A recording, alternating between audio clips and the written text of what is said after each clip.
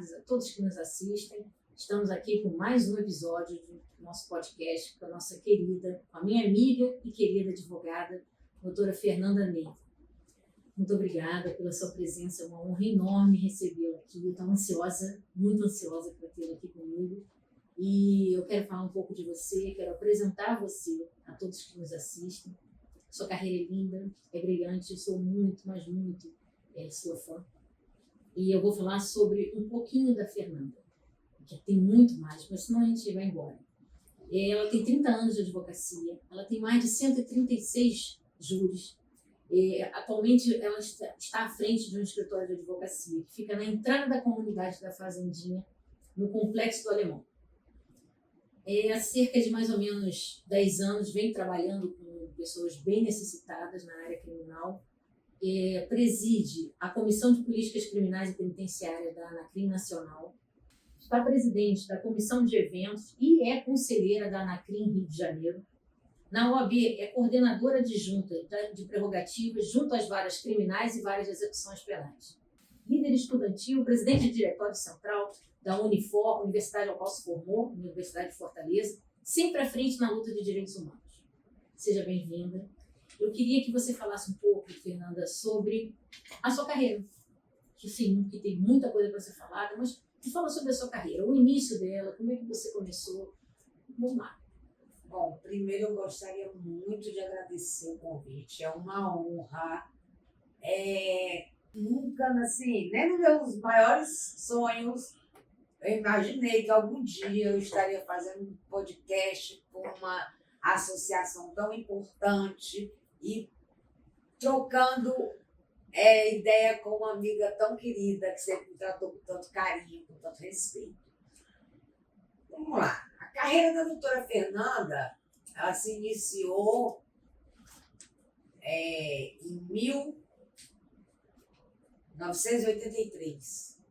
1983 foi o ano que eu me formei, porém eu sempre fui estagiária de um juiz de tribunal do júri no Ceará. Mas a minha carreira só deslanchou mesmo assim, apesar de eu desde criança, eu já sabia o que eu queria ser na minha vida. Eu dizia para o meu pai que eu queria ser advogado que ajuda pessoas necessitadas e que são presas.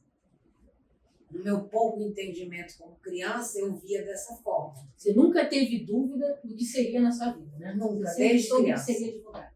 Desde criança. E advogada de pessoas que fossem privadas de liberdade. Né? Meu pouco entendimento como criança, depois eu fui entender melhor.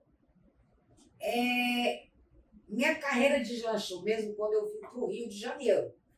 Eu costumo falar que isso é missão, tá? Desde o início, quando a gente já sabe o que a gente quer, pode ter certeza que é uma missão. Eu espero que eu esteja desenvolvendo minha missão. Eu tenho certeza que sim. Com a incumbência que foi me dada. Então, eu resolvi vir para o Rio de Janeiro, porque na época, 26 anos atrás, que é o tempo que eu moro no Rio de Janeiro, a advocacia criminal ela só existia realmente em 3 estados, Rio, São Paulo e Minas. É verdade. E eu escolhi o Rio por ser o clima mais parecido com o de Fortaleza. Que é uma delícia, né? Muito gostoso. Então eu vim com a cara e coragem, eu não conhecia ninguém. Ninguém nunca tinha vindo ao Rio de Janeiro. Nunca nem passado assim por cima de avião. Então se você falasse para mim, Copacabana, Lins, Meia, não tinha noção. Não tinha a menor noção. Mas eu vim. E assim, eu acho que quando você... Agora eu vou usar suas palavras, acho que isso é missão realmente. Quando você já vem com uma missão na sua vida, o universo conspira. Com certeza. Então, quando eu cheguei aqui, eu conheci uma pessoa que, através dela, eu pude mostrar o meu trabalho, que, graças a Deus, na sua grande maioria, foi bem sucedido. Porque antes de você vir, você já advogava lá no Ceará, né? Já. Só que lá não existia criminalidade como no Rio, São Paulo e Minas. O crime lá era diferente, né? O crime lá normalmente se restringia ao crime de mando, crime de encomenda. E é um crime que você defende a pessoa só para que ela tenha as garantias constitucionais dela, que a pena, você faz alguma maneira da pena reduzir um pouco, porque antes eram chamados assim, né, os matadores de aluguel, eles primam pelo o sigilo. Sim. É como se fosse o sigilo profissional. Eles assumem para si a culpa e dizem, não, matei porque eu achei feia, matei porque eu me xingou, matei porque eu estava mal-humorado, e sempre protegem os mandantes. Então, é uma advocacia que você não tem muito o que fazer. Você não tem muito o que produzir. Sim, você só aplica o que a lei... Você vai ali, eu chamo de cumprir tabela. Exatamente. Então, eu vim para o Rio de Janeiro, eu conheci uma pessoa que me ajudou, me apresentou algumas pessoas, as quais eu fiz algumas defesas, e assim eu fui deslanchando, apesar da perseguição dos colegas. Porque quando eu cheguei no Rio de Janeiro, tá? E isso eu falo para vocês jovens, ó, vocês vivem um momento muito privilegiado. E hoje em dia vocês têm pessoas como eu, como a doutora Andréa Perazzoli, como o doutor James, que chega para você, ele chega, a gente conversa, a gente mostra, a gente tenta ajudar. É verdade. Coisas que eu não tive. Com certeza, a Andréa também não teve. E eu, além de não ter tido ninguém para me ajudar, me dar a mão, com exceção de alguns colegas que eu conto nos dedos, eu fui muito perseguida. Você sentia que, por ser mulher, a advocacia criminal, escolher essa área, e por ser mulher, a dificuldade era maior, né? Além da questão, porque antigamente, além de ser a advocacia ser uma profissão antes, né? Voltada para o homem, principalmente criminal, quer dizer, uma mulher à frente de uma advocacia, vindo do outro estado, né? À frente de uma advocacia tão pesada e um olhar tão machista, na verdade, naquela época, nós estamos falando de 30 anos atrás. Você sentia isso? E as percepções, além de ser dos próprios colegas, não era também o olhar de sermos mulher, né? De olhar para a gente como mulher, de ter escolhido essa área? Não, nesse primeiro momento, a perseguição que eu sofri foi mais no sentido de quê? Porque há 26 anos atrás, 30 anos atrás, não que hoje não exista as panelinhas, mas há 30 anos atrás era realmente um ciclo fechado. Muito. Você não conseguia entrar, você não conseguia trabalhar, porque eles não lhe deixavam.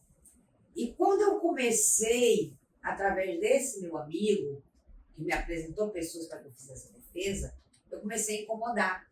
Com certeza. E engraçado que a maioria das coisas eu fazia pro bono. Porque as pessoas que me eram apresentadas já tinham gasto tudo que tinham na vida com a advogada, o problema não tinha sido resolvido. Então, o último fio da esperança, né? E eu fui dessa forma, mostrando o meu trabalho e comecei a incomodar. Mas, mais uma vez, o universo conspirou, botou no meu caminho meu saudoso presidente, Dr. Fontinelli, e depois dele ver tanta representação, gente, o que essa menina está fazendo? Me chamou, eu expliquei minha situação para ele, que eu não sabia se eu ia conseguir me firmar no Rio de Janeiro. Ele disse, não, eu vou lhe transferir para cá.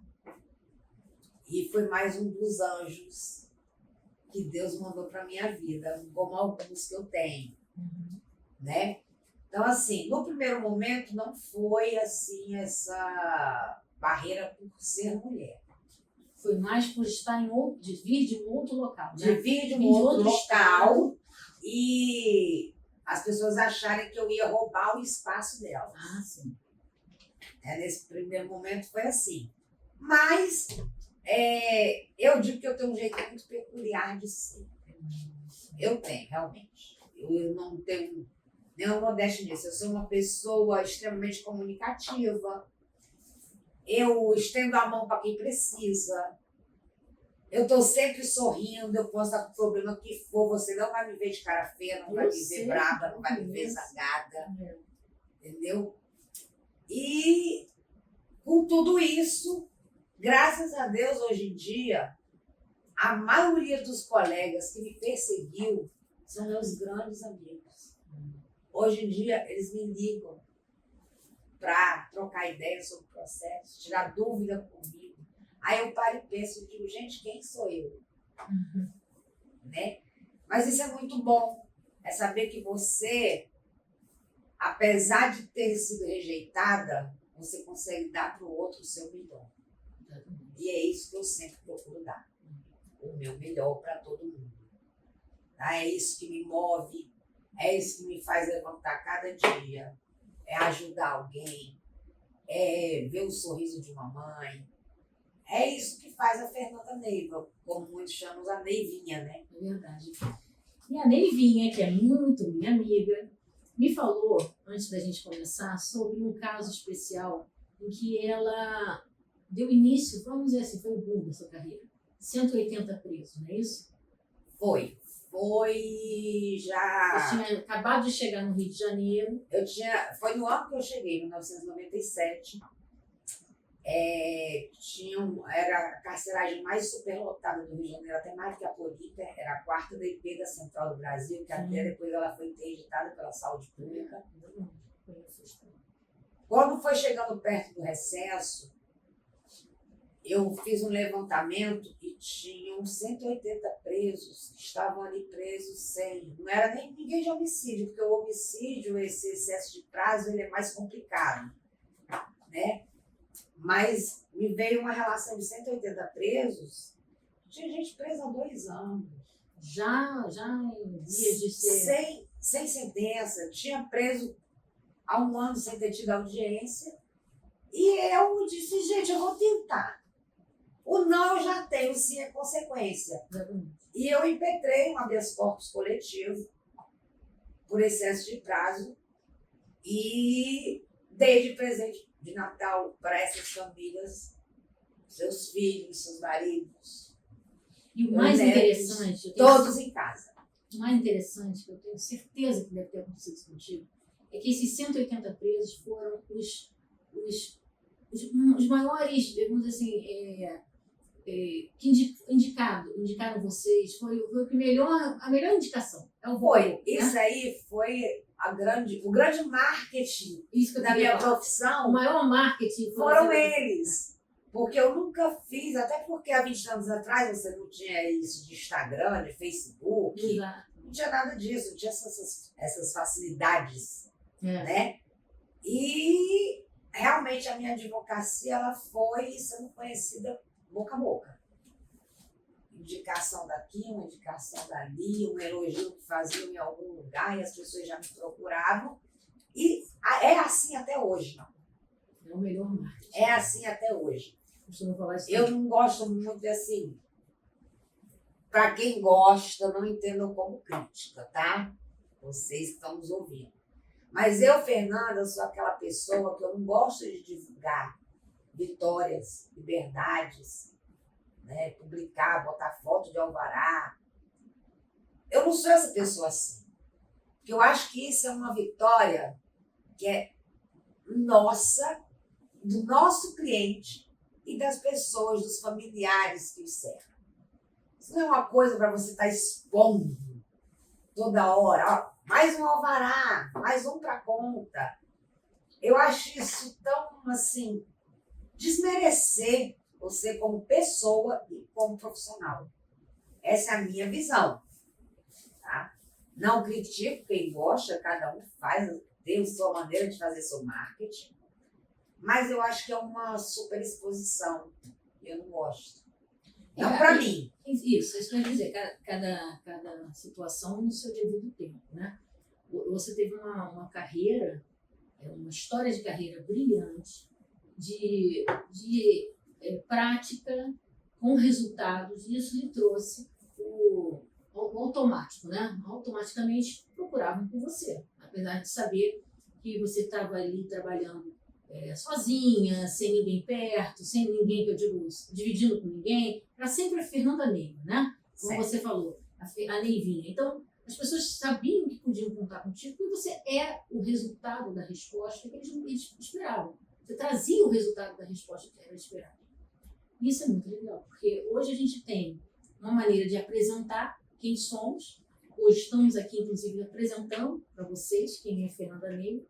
E você viveu um período da sua vida, um grande período da sua vida, que você praticamente no anonimato, né? Porque você não demonstrava os resultados colhidos pelo seu trabalho, fruto do seu trabalho, né? E isso é muito bom, isso é muito bacana.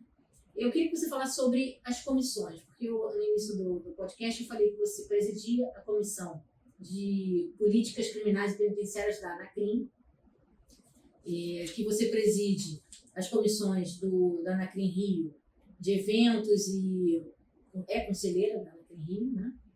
E hoje está à frente da Ordem como coordenadora adjunta das prerrogativas junto às varas criminais, não é isso? E às VEPs, as varas de execuções penais. Tá. Então, Me fala da importância delas. Bom, ser presidente nacional da Comissão de Políticas Criminais e Penitenciárias, eu acho que foi um dos maiores presentes que eu ganhei na minha carreira. Porque eu sempre lutei muito, tanto pelos colegas, como pelos apenados. Sempre lutei por melhorias no sistema penitenciário, sempre lutei por melhorias na política criminal, mas era a luta de uma pessoa só. Sozinha, né? Consegui várias coisas, mas quando o meu querido, amado presidente James Walker me ofereceu esse cargo,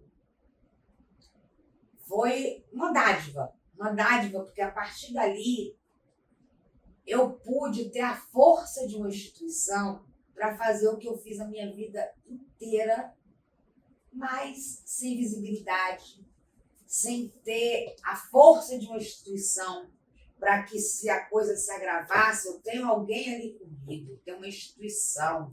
E a ANACRIM, ela traz isso, né? Ela traz isso, entendeu? Então, assim, essa comissão, para mim, eu até falei isso uma vez para o James.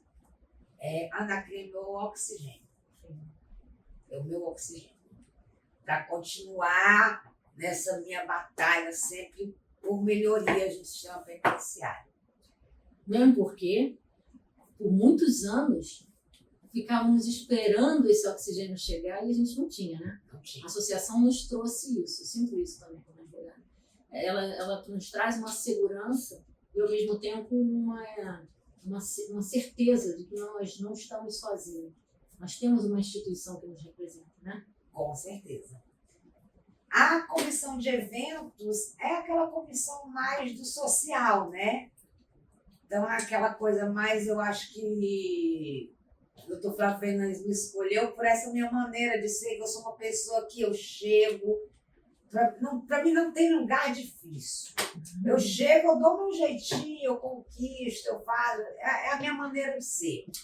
Né? Não sou mineira, sou nordestina, mas eu tenho esse jeitinho, eu chego com jeitinho, eu chego brincando com as pessoas.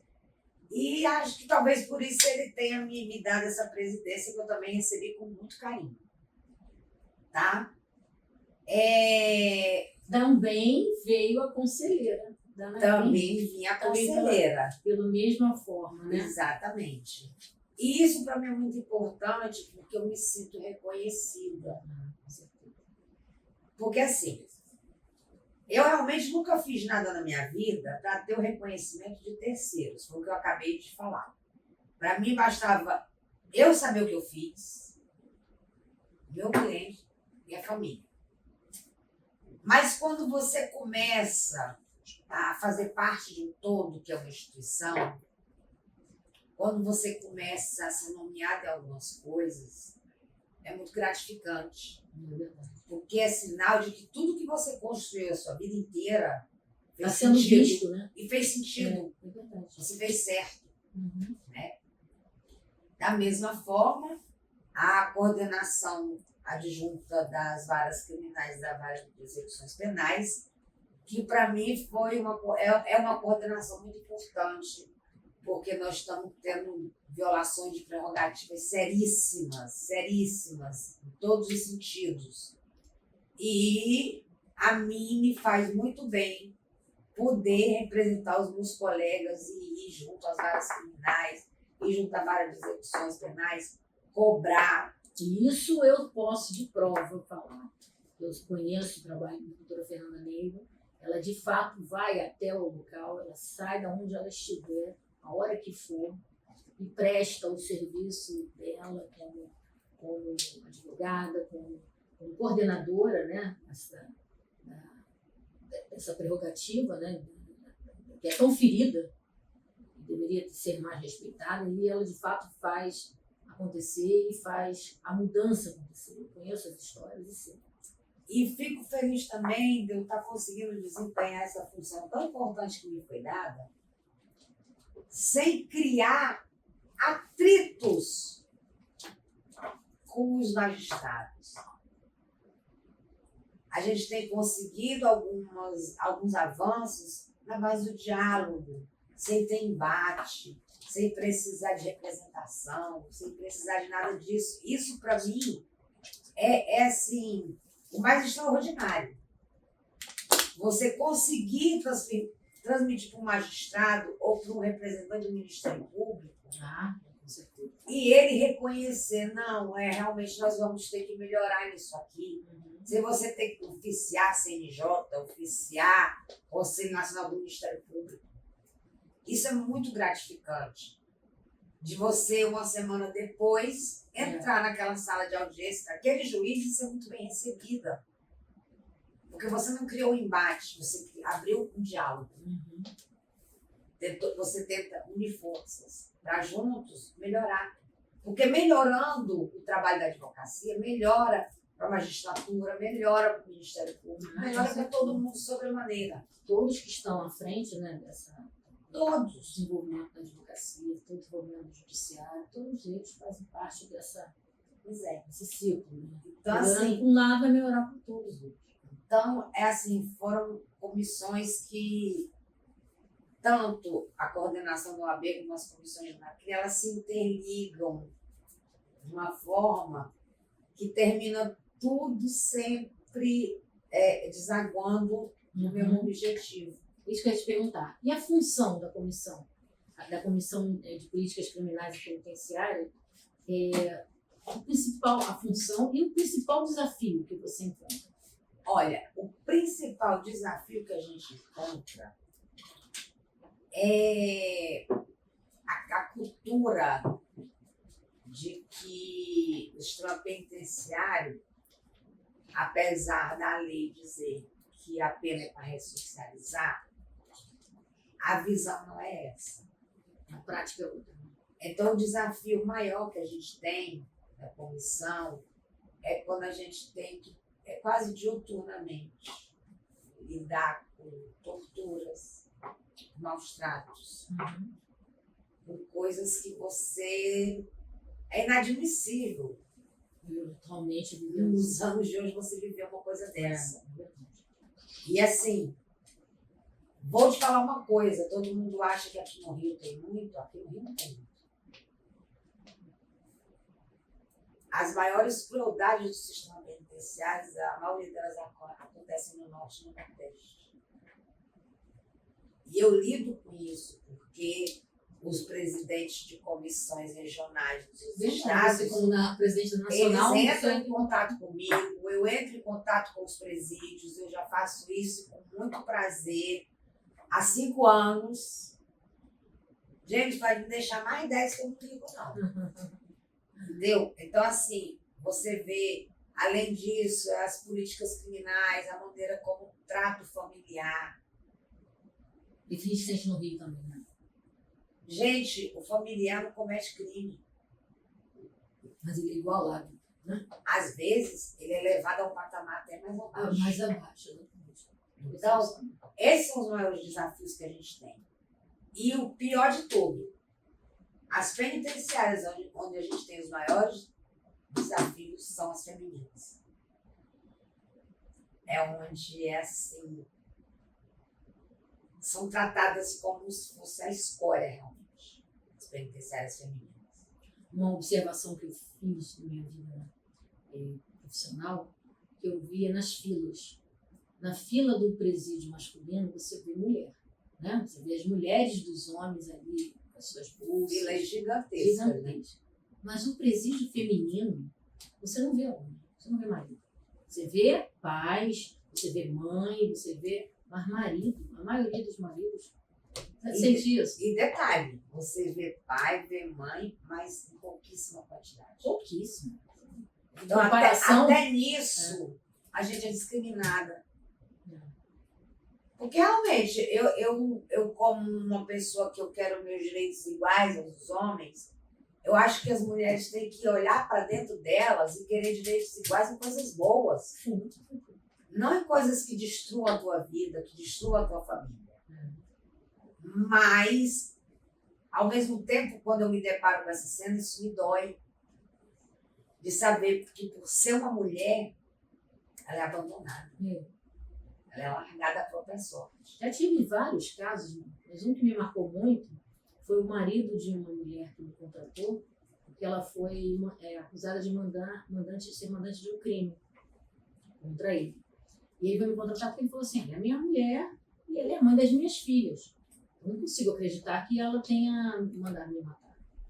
E, de fato, as provas estavam contra ela mesmo, e evidenciavam que ela era mandante do crime. Mas ele falou assim, eu vou ajudar, porque ela é mãe das minhas filhas, vou ajudar, vou continuar aqui com o marido dela, mas não vou visitar, porque eu não boto meus pés na cadeia jamais, porque eu vi que a quantidade de... Primeiro que eu não tenho marido.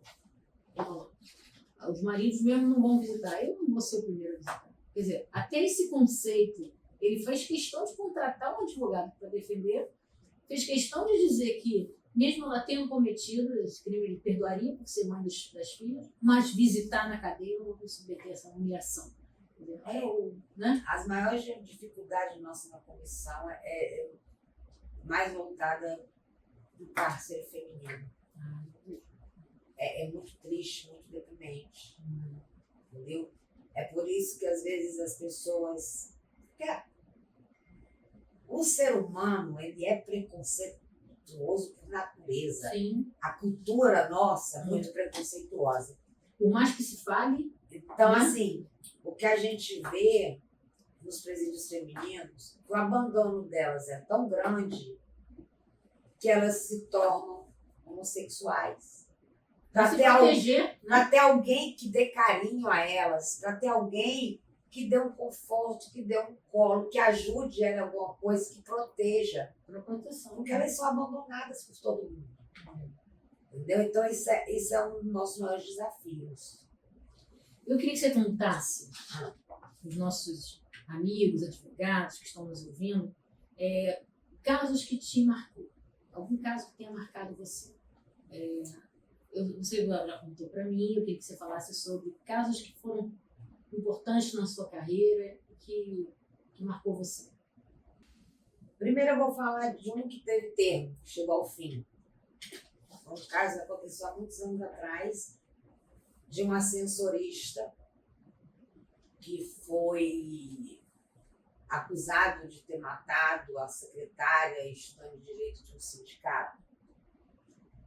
Esse rapaz, ele foi torturado, ele foi espancado na frente de uma repórter do jornal O Dia para confessar o delito. Aí ele foi preso, ele foi pronunciado. E, engraçado disso, eu fiz pro bono, a pedido de um amigo. E eu me debrucei sobre esse processo e é aquela coisa, existe o cliente que faz, você trabalha na brecha da lei, na falha da prisão, na falha do inquérito. Os caminhos de defesa. Existe aquele cliente que ele te passa a verdade, que ele não muda o que ele fala, uma vírgula dele no primeiro momento. E foi o caso desse rapaz. Não vou falar o nome dele todo, só o primeiro nome, é Evandro. E eu me debrucei sobre esse processo e me marcou muito, porque era um processo midiático, daquela coisa, a mídia ficar em cima, família, aquele monte de gente no fórum, com camisa, com fotografia. E além da mídia Pressionar, né? pressionar, Que é difícil também você conseguir conciliar a advocacia com a pressão. eu, no dia do júri, eu tive que... O meu embate foi contra duas promotoras, que para mim, são as melhores até hoje. Patrícia Brioche e a doutora Viviane. E mais um assistente de acusação que tinha sido defensor do júri 40 anos. E eu sozinha. Mas, por um detalhe ali do processo, que ninguém viu, eu consegui fazer justiça para aquela pessoa. Então, isso foi uma coisa que me marcou muito, porque eu sei como eu encontrei aquele rapaz na primeira DP. O rosto todo deformado. Todo deformado, do tanto que ele apanhou para assinar uma confissão. Então, esse é um caso que me marcou muito, muito, muito. E você conseguiu. Ele foi absolvido. Olha que massa. Ele foi absolvido. Conseguiu mostrar que era um... Consegui fazer justiça. O Ministério Público estava errado, né? Ele, na verdade, o Ministério Público foi induzido a ele. Sim, que veio... O inquérito foi uma coisa assim absurda. Inclusive, tinha um inspetor que ele dizia que a primeira vez que ele encontrou com o Evandro, ele tinha certeza que ele era um assassino, porque os espíritos falam para ele que ele é um assassino. Ele tinha que lidar com uma coisa dessa natureza. Então, foi um processo que me marcou muito, muito. Porque foi através de você, do seu olhar defensivo, conseguiu apontar entre os erros técnicos. Não, mas foi um erro gritante. Um erro que existia. A sala onde foi achado o corpo da moça, nas terças-feiras, ensaiava o maestro. E o corpo dela foi achado na quarta. E deram ela como morta desde a sexta. Como, né? E esse maestro foi ouvido, assim como as pessoas que ele estava lá ensaiando, e todo mundo ensaiou normalmente. Eu digo, gente, como assim? Ensaiaram como um defunto no meio da sala? Impossível. Só que foi uma coisa que, às vezes, o que acontece? A pressão midiática é tão grande que você cega, né? Não, o Ministério Público já vai pro plenário com aquela sensação do já ganhei. Não dá aquela atenção devida que o processo merece. É tanto que quando eu fui fazer a sustentação, que eu mencionei isso, elas deram pulo na bancada do Ministério Público. Aonde que tem isso? Aonde que está isso? Aí eu fui, onde está as doutoras? Entendeu? Então isso aí para mim me marcou muito, porque eu consegui fazer justiça para uma pessoa que é inocente. Né? Muito bom. Agora, um outro caso que me marcou... Isso, vou te perguntar, se teve mais algum outro caso que te marcou? Não, tem vários, mas esse eu vou citar. Esse caso, esse menino não chegou a ser julgado, ele ia a júri popular. Mas ele foi condenado à morte pela omissão do Estado. Estado juiz. Esse rapaz tinha 27 anos de idade. Ele era portador de diabetes, ele tinha que tomar insulina 3 vezes ao dia. O sistema penitenciário não tem essa estrutura. E por mais que eu peticionasse, pedisse, despachasse, nenhuma providência foi tomada. E ele veio a óbito. E é um processo que me marca muito até hoje, porque também era um rapaz inocente. E também tinha direito, que não foi e tinha direitos. Então, assim, a omissão do juiz, para mim, nesse caso, é uma coisa que me dói na alma. Me dói na alma, até porque esse rapaz, ele não tinha família. A única pessoa que ele tinha na vida era eu. E eu fiz tudo o que eu pude fazer. Mas às vezes nossa voz não é escutada. É tanto que quando me comunicaram o óbito dele, fui buscar o registro de ocorrência, eu peticionei ao juiz e falei: em que pese a nossa Constituição não prevê pena de morte, ele foi. Parabéns, o senhor condenou o Rafael à morte. Entendeu? Inclusive, eu representei esse juiz na Comissão Interamericana de Direitos Humanos. Eu estou esperando o que vai acontecer. Porque ele não tem ninguém Eu não quero indenização, eu não quero nada, porque não tem nem para quem dar a indenização dele, porque ele não tem família. Não, mas o reconhecimento da Eu omissão... quero que seja reconhecida essa omissão e que por conta dessa omissão ele morreu. Eu quero isso. Pelo menos essa justiça eu tenho que dar para ele. Uhum. Mas eu vou conseguir, eu tenho fé em Deus que eu vou Sem conseguir. dúvida, eu tenho certeza. Nós estamos chegando ao final.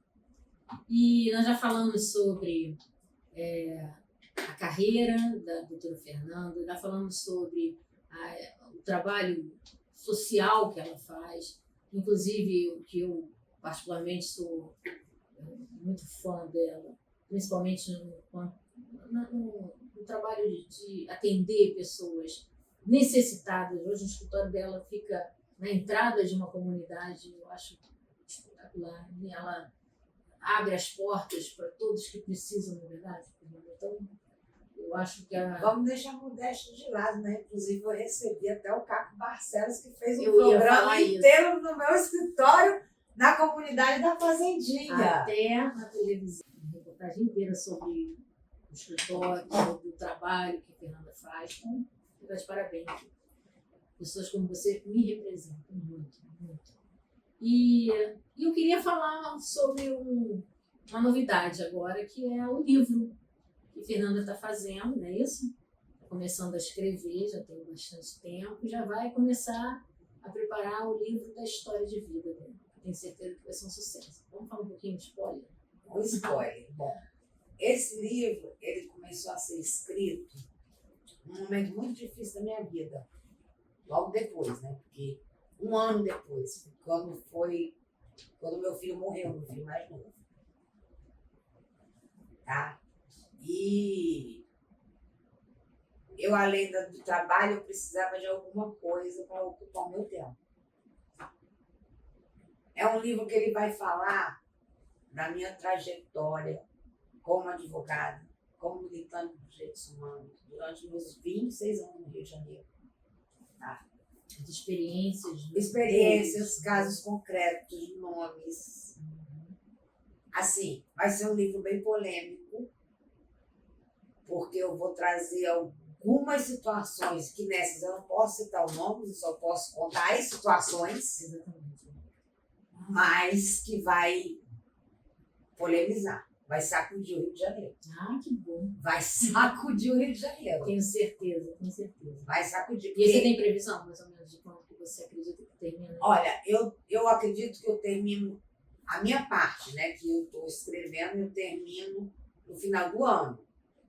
E aí eu vou dar para um escritor profissional, um editor, para ele rever, fazer correções, tudo mais. Se Deus quiser, até final de 2024 vai estar sendo publicado. Que bom. Eu quero, você pode ter certeza que eu vou estar aí do teu lado pedindo autógrafo. São muitas passagens, coisas boas, coisas ruins. Coisas boas, coisas tristes. Coisas tristes, Mas coisas com em que eu tive que vestir a roupa da Mulher Maravilha e enfrentar, não adiantava ter medo. Então, acho que é um livro bem interessante, não é assim um livro jurídico, é a minha biografia. Com histórias que se pode, com práticas, né? É a minha biografia como advogada no Rio de Janeiro, e dentro dessa biografia, que no primeiro momento seria uma biografia profissional. Mas não tem como a minha biografia não se misturar com a minha biografia pessoal.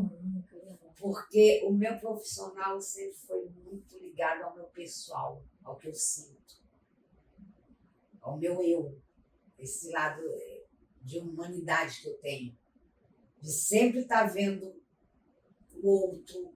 Então não tinha como eu fazer uma coisa separada. Elas são misturadas, elas são geminadas. É verdade. Não tem como. A Anacrim me trouxe muitos presentes. Muita gente boa, muita gente que hoje caminha comigo. E um dos meus grandes presentes é a Fernanda Lima. O primeiro dia que eu a conheci, eu olhei para ela e falei, ela vai ser minha amiga. Porque a maneira como ela sorri, como ela olha, como ela afaga você.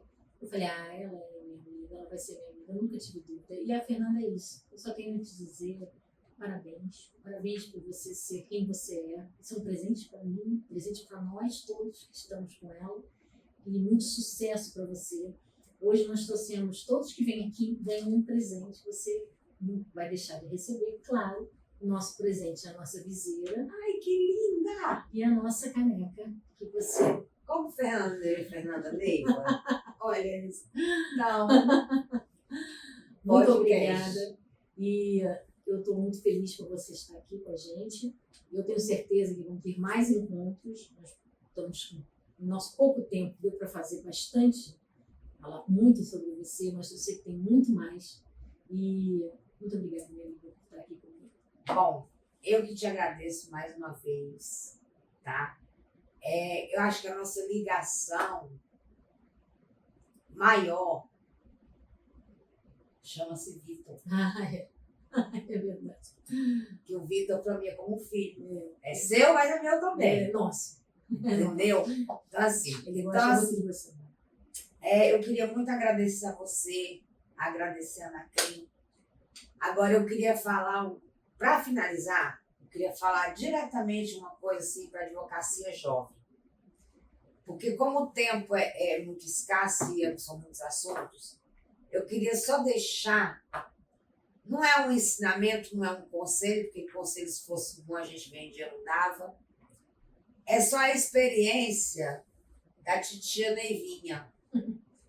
Gente, primem pela ética, por favor. A nossa profissão está tão prostituída, está tão desrespeitada, tão desacreditada, que chega a doer a nós que somos mais antigos. Porque na minha época, quando eu me formei e fiz a prova da OAB e peguei a minha carteira, aquilo ali é uma coisa que era um orgulho tão grande que não tinha prazer maior do que eu chegar num lugar e apresentar minha carteira da OAB. Hoje em dia a gente já não sabe se a gente apresenta da OAB ou apresenta a identidade civil, porque infelizmente a falta de ética, a prostituição da advocacia, o leilão de honorários fez com que a advocacia, principalmente a criminal, se tornasse chacota. Então, analisem, façam uma reflexão, tá? E um último recado para vocês. Tudo é muito bom. Pós-graduação é bom. Todo estudo, todo curso é bom. Mas não se atenham só a isso. Porque esses cursos têm que ser um complemento. Porque o que te faz um criminalista de verdade é a prática, não é a teoria. Então, um beijo a todos. Muito obrigada a quem me assistiu, tá? E quando precisar de mim é só chamar que eu estou aqui. E um beijo muito especial pro meu presidente James Walker, que é uma pessoa que transformou a minha vida. Transformou a minha vida. Meu olho mareja porque realmente é uma pessoa muito importante na minha vida. Tá? Muito obrigada pelo carinho, tá? A casa é sempre sua, você está sempre, quando você quiser trazer seu livro, falar sobre casos, o podcast está aqui para isso. Para te receber. Próxima Você vez que eu sempre vier, eu venho de cabelos novos. Obrigada. Obrigada a todos. Obrigada.